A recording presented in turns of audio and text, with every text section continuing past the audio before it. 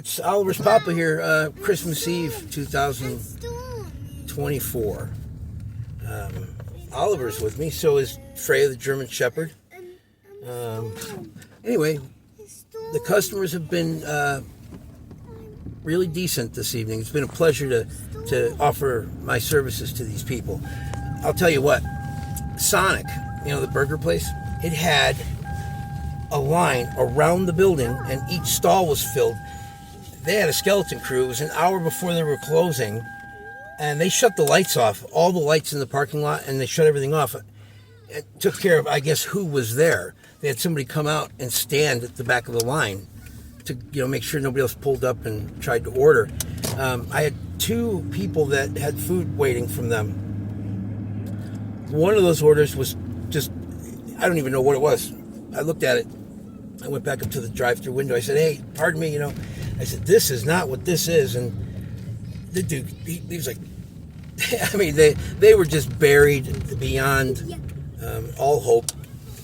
And I wasn't going to give them a hard time. So I got on the I know. I got on the messenger with the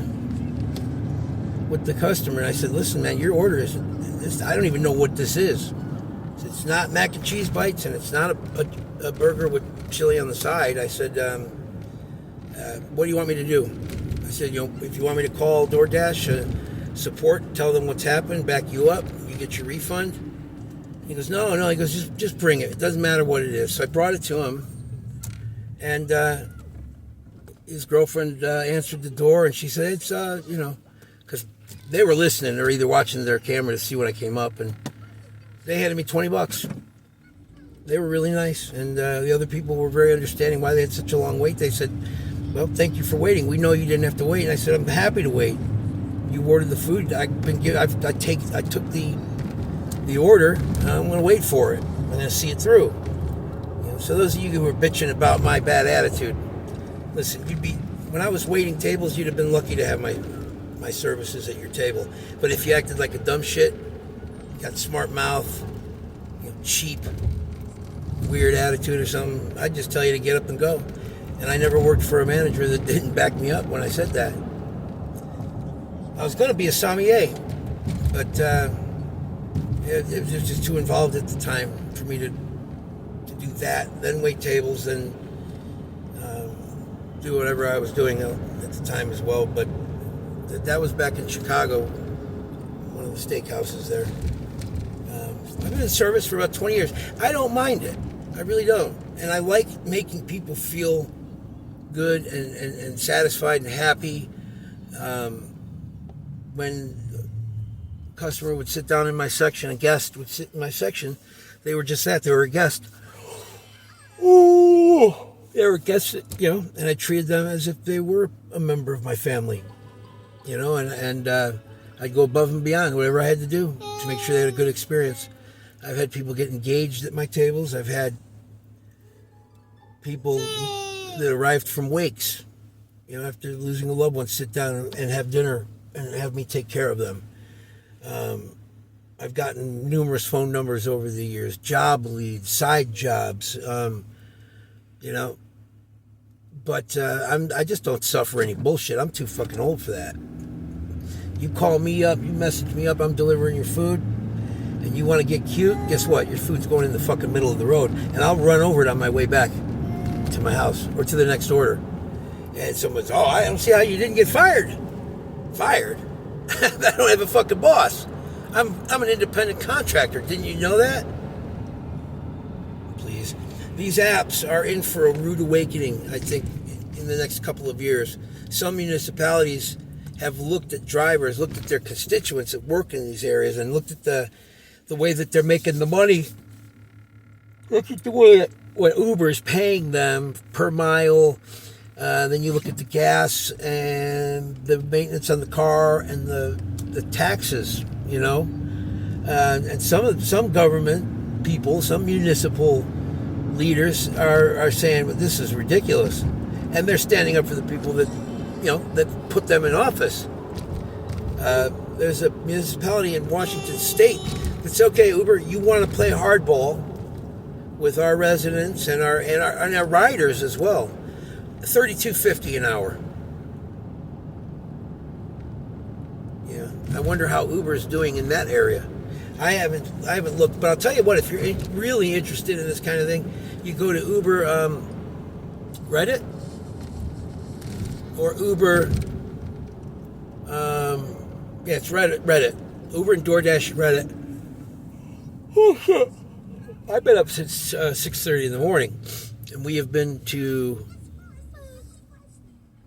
Oh geez, we've been down to Branson, Missouri.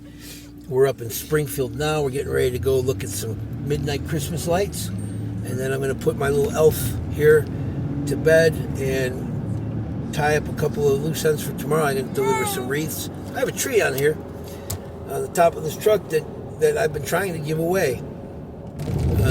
There's a church in Springfield, the south end of town. It's called the Bread of Life Ministries, and they donate trees every year. They have dozens of trees, and they invite people to come and get them. And I know a family that might need one, and so I grabbed that, and I said, "Can I grab another one? Find somebody that needs it?" And they said, "Sure." Oh. Sorry, excuse me. Found somebody.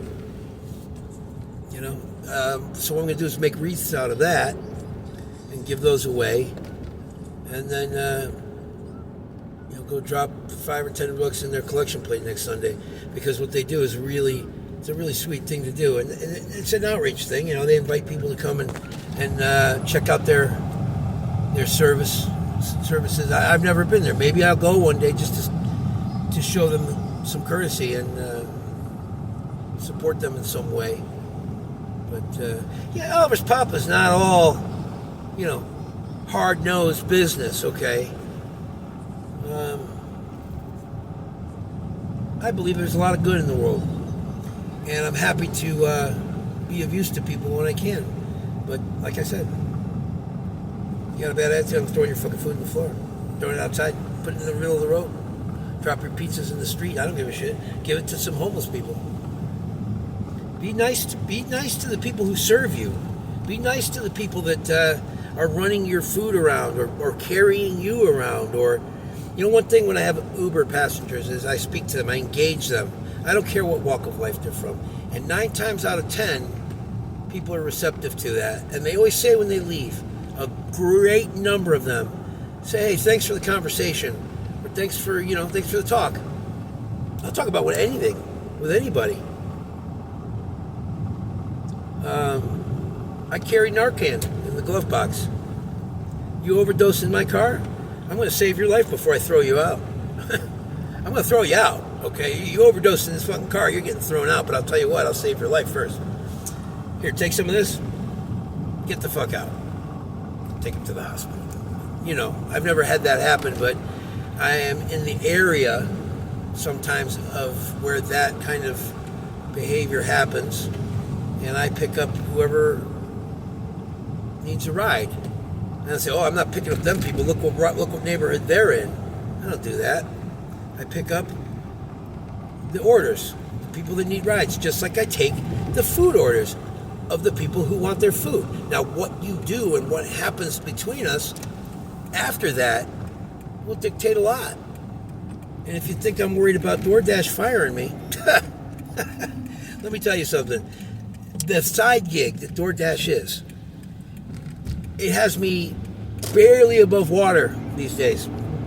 I'm working on opening a business, and it is sucking everything out. And I have people that I'm responsible for.